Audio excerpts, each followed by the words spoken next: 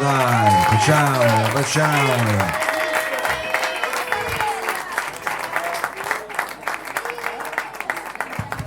Allora, ragazzi, qua abbiamo no, tanto è qua adesso, stasera non è che possiamo.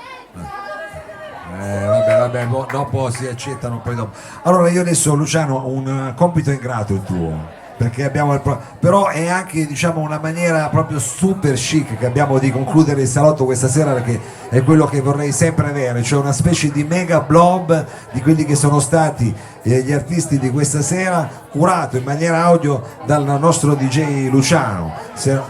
Mi sono permesso di reinterpretare un paio di cose che tra i primi ospiti e l'eccellenza di Samuel l'ho rivista a modo mio e provo a proporre un paio di cose al volo. Ragazzi, è proprio, cioè, la puntata mia ideale, cioè, abbiamo anche praticamente a questo punto una situazione di mashup particolarmente diciamo, immagino funky, operata dal nostro DJ Luciano. Ladies and gentlemen, il salotto non è ancora finito dopo il grande Samuel, e a questo punto è il momento di adesso ti apro, aspetta, ci sei, siamo là, è il momento, c'è. Allora un grande applauso per DJ Luciano.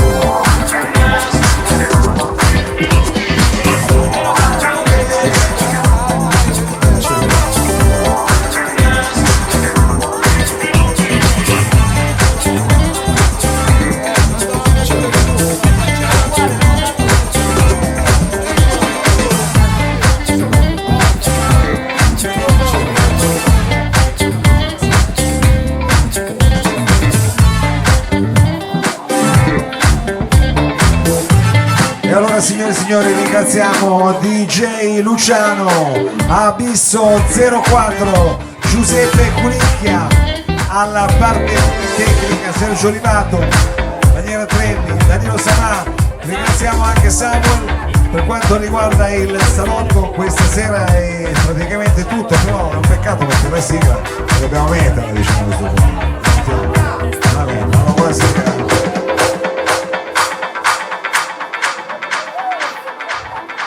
Corto corto. Corto corto. Corto corto. Corto corto. Corto corto. Corto corto.